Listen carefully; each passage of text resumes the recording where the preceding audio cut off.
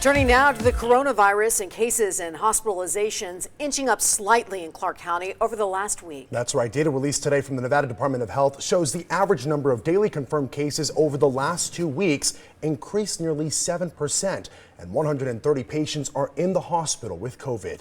Still, there's been enough progress, though, since the start of the pandemic nearly 3 years ago that several hospitals across our valley are dropping mask requirements. And Tricia, I was there today as a mandate was lifted at Southern Hills Hospital and spoke to medical staff about what this means to them and how the medical industry will never be the same.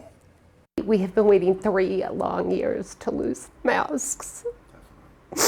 So to see the beautiful faces of my coworkers, I can't even tell you what it does inside. It's a day long overdue for intensive medical care coordinator Gina Dick. She says Wednesday, March 8th, marks a pandemic milestone. One moment, please. Let me grab your nurse. The day the mask mandate dropped at Southern Hills Hospital. She says she can once again be the hospital floor's smile girl. I think we've seen the light at the end of the tunnel. We're here. From watching patients lose their life to getting bruises on their faces, wearing masks up to 12 hours a day. Dick says the days of not being able to get a smile from patients and families is now part of their past. Today is great. It's over, right? I think that can do it.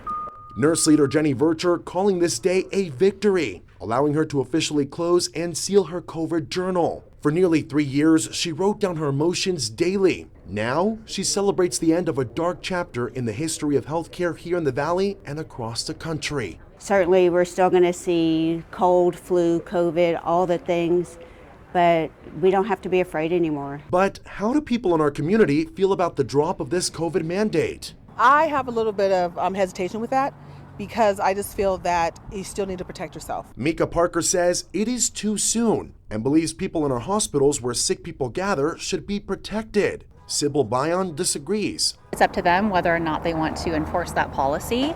I'm sure they have enough information at this point to determine whether or not that's something that they want to continue. Director of Critical Care Ben Rawcliffe, who called ICU rooms like this one his second home during the pandemic, says the removal of masks has a much deeper meaning when it comes to caring for patients. Patient being able to smile back to you just gives that connection and comfortability to when they can open up to you and learn about what they need to heal. How can we care for them collaboratively together? And I also reached out to the other hospital groups to get an update on their mask status. At Valley Health System hospitals, masks are required in patient care areas. And over in Dignity Health, which operates 3 acute care hospitals in Southern Nevada, requires universal masking in all patient treatment areas, but masks are not required in non-clinical areas and public areas like lobbies and cafeterias. Now, we also reached out to UMC and were told in a statement that masks are no longer required. However, UMC team members and visitors must continue to wear one and follow all other infection control requirements when caring for or visiting patients in isolation, including suspected and confirmed cases of COVID-19.